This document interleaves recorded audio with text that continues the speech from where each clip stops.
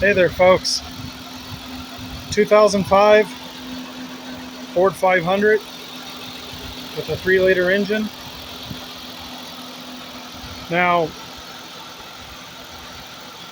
I'm sure if you found my video, you probably already know that over here, this is the first thing people look for. This wiring harness down here in the back, it basically lays, trying to get a shot of it while it's down there. Anyways, it's back here. If you Google it, YouTube it, you'll see what I mean.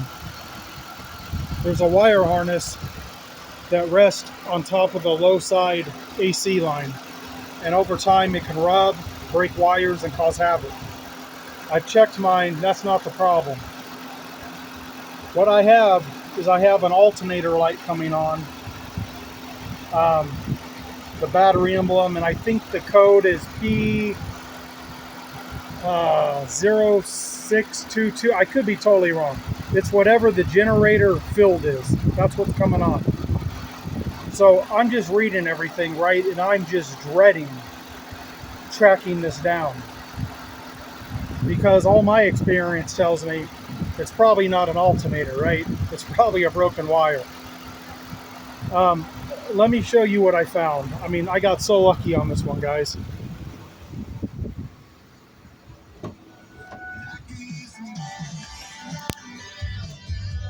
All right, you can see the dash.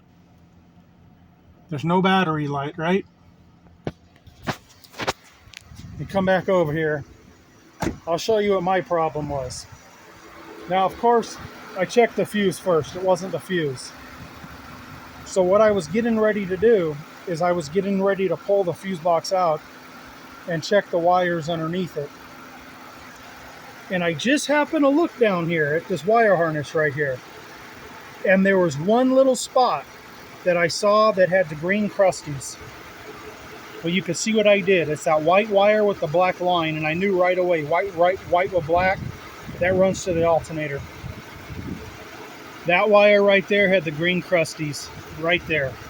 You see the little piece of insulation I took off with the green laying right down there. Right now I just have those wires jumped. Here's the voltage with them jumped. I'm going to unjump them, simulating the breakage. Watch. So there we go. Voltage changed a little. It's not hooked up. Now let's go back in the car here.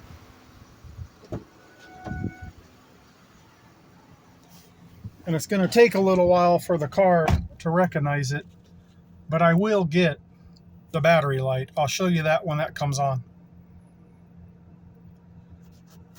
I'm going to try to stay real time here. If it doesn't come on, there it goes. Look at that. Check charging system. We got it. Thank goodness we got it in real time. Now I'm going to go back out there. I don't want to pause any of this, right? Because I want to show it all in real time. Because I've read about people replacing 4 and 5 alternators on these things. And guys, it's probably not your alternator. Here, I hooked it back up. You might have been able to notice the engine went under a slight load. We're back at the 12.7-ish mark, give or take. Looks like it fluctuated. There we go. Go back in the car here. There you go, folks. Thank goodness that was my problem. No more battery light. Now I'm going to pause it. All right, shut the engine off. Now, folks, I'm not joking when I say I've been reading about this for a couple days now. And I've been trying to figure out what my plan of attack was going to be here. Now, even though this wire back here wasn't broken, this wire down here, even though it wasn't broken, what threw me through a loop was I just had the car in the garage here a few days ago.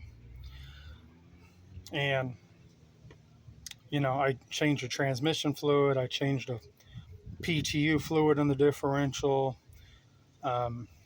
You know, greased everything up, just performed some preventative maintenance on it.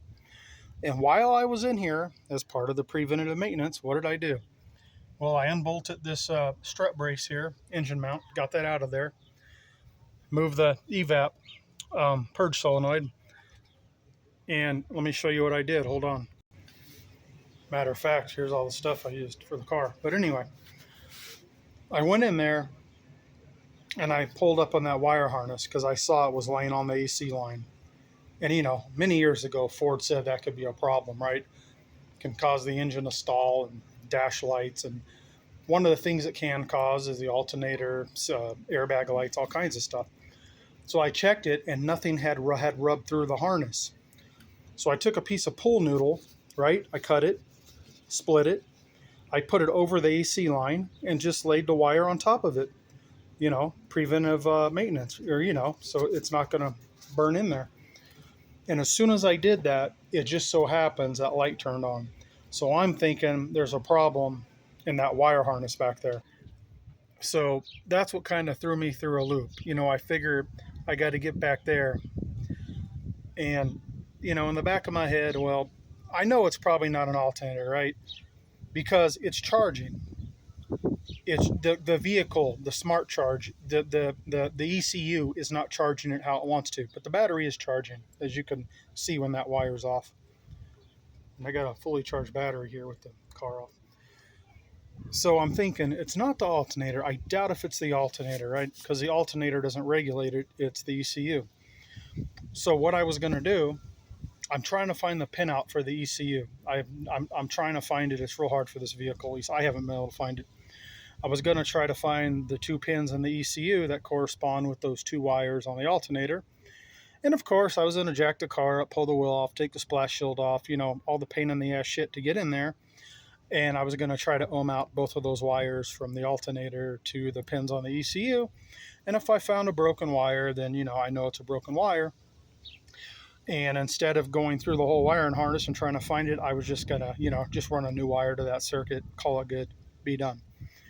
But in the back of my head, well, it could be an alternator. It's kind of a pain in the ass to change on this vehicle. The wire could be broke anywhere. Usually it's back there. I'm telling you guys, I just happened to look down here because I was looking to see what the best way to unbolt this and get this out of here was. And I saw just a little green crusty on a wire. And we don't get the green crusties up here where I live. It's not humid. You know, we don't get a lot of snow, just a few days a year, maybe a couple weeks a year. But I had to remember this car came from Lake Tahoe. And therefore, you know, they do salt the roads there. But, you know, it doesn't look bad under the hood. But it's always a possibility.